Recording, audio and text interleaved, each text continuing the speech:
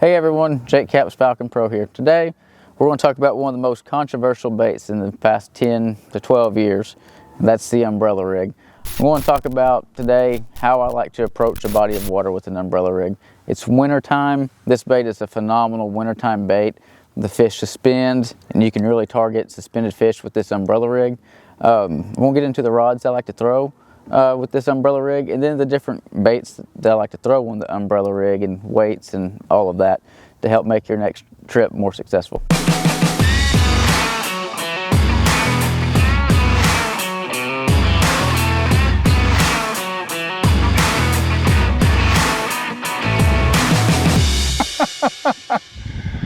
Yeah! So we just got up to our first spot. Like I said, it's winter time. The water's mid-40s. Haven't been up here all year. Came up in the river, and I'm looking for these steep bluff banks, and that way where they make a transition, make an eddy.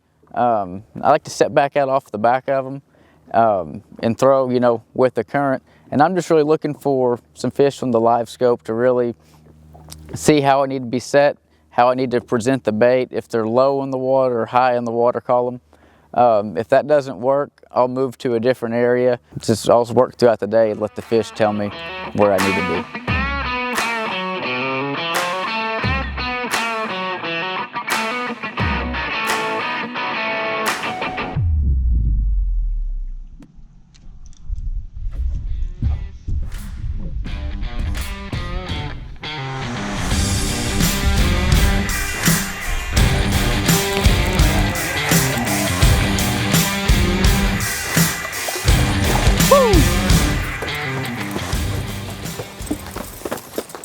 Calm down.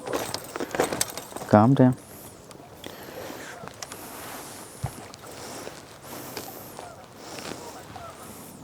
No A-rig fish. On top of the head, he missed it the first time that he bit. He came back and swiped at it. Pretty fish.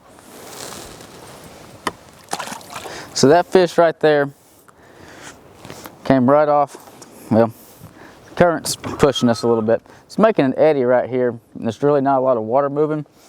And there's some shad ganged up right there in that corner, and I could see a couple fish below it. And I threw out there and got it right to it, and it hit. Kind of swiped at it, and I missed him. Then I just kept bringing it back, and he came back and jumped on it. Hopefully there's another one sitting up there. Little guy.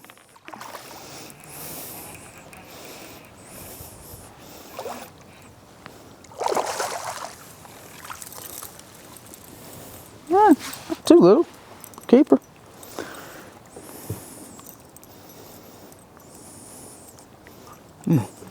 Good right there in that fat part of his mouth. He came in that same little eddy right there out of the current. So if you can look up here and see this water, it's really starting to kind of swirl right here. And I've caught two fish right off the edge of this where it's making that eddy. And I think a lot of times in the winter, the fish are cold, they're lethargic. They don't want to roam a lot to get their meal. If you look out here, you see this shallow flat. That water is just pushing right up in here. So those shad and bait fish, they're just going to come right up to this pocket. And using this A-rig really imitates a shad. And this was like a little school of shad swimming by them, and they don't have to work hard to go get them. They're just waiting for something to come by. So this morning, we've been throwing the Flash Mob Jr. with the willow leaves. The water was clear this morning. It was colder. The fish are more pulled back off the bank. We have a lot of wind and a lot of current. The water is starting to churn up a little bit. So what I want to do is I'm going to go in a little bit shallower. And with doing that, I want to throw the Flash Mob Jr. with the Colorado blades.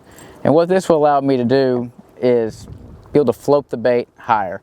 So you see, I got all different kinds of swim baits here.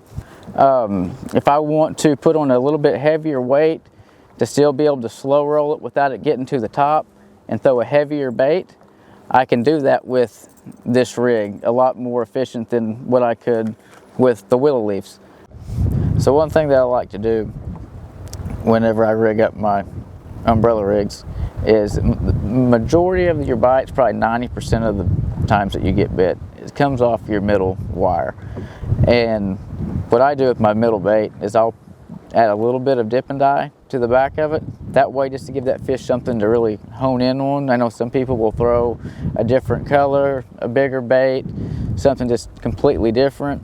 I like to keep my baits looking the same, but I just like to add a little bit of chartreuse to the back of the middle wire, and I think that it really helps catch more fish. So anytime that I'm fishing up in the river and I'm fishing bluffs, one spot that I like to spend a lot of time is your transitions. You see where the rock comes in and meets the bluff? Fish like to hang out in transitions. Then I'm looking in front of me and I see I have a bigger rock sticking barely out of the top of the water.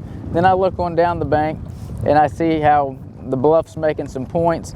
That allows little eddies and current breaks for the fish. So I want to spend times on your transitions, and then you want to spend time on your points. That way, just something different for the fish, not just a straight bluff. You're gonna get most of your bites on some sort of transition or point.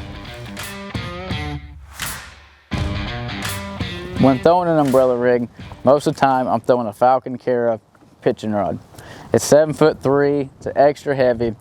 It throws an umbrella rig with ease. Another important piece of the puzzle to me is the reel. I want a wide spool reel that holds a lot of line. I throw 20-pound test fluorocarbon when I'm throwing the umbrella rig. I like a 6:1 gear ratio.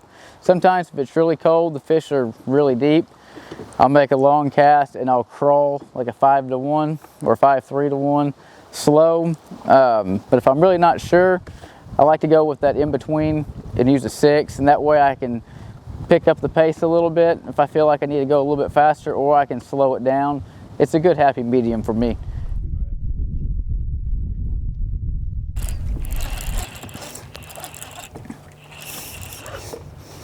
Woo.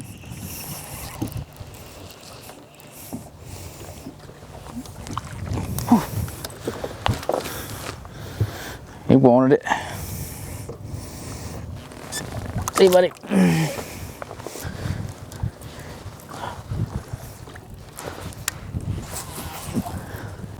So like that cast right there, that's one reason I like this Falcon eye crosser. We just caught a fish right here.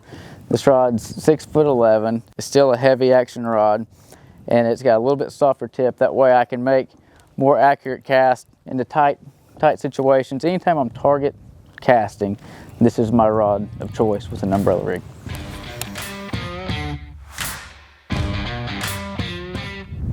One tip that I'd like to give you, if you don't have a live scope and you're just using traditional sonar, is to simply take your bait and drop it down next to your trolling motor where your transducer picks it up, and see how many feet per second it drops. If it drops 1 foot per second, count 1 Mississippi, 2 feet per second, 2 Mississippi, and so on. That way, if you have fish located, suspended in about 15 foot of water, when you make that cast, you know how far to count your bait down. That way you're not making a cast and you're letting it go too low or too high, and that way you're more efficient on the water.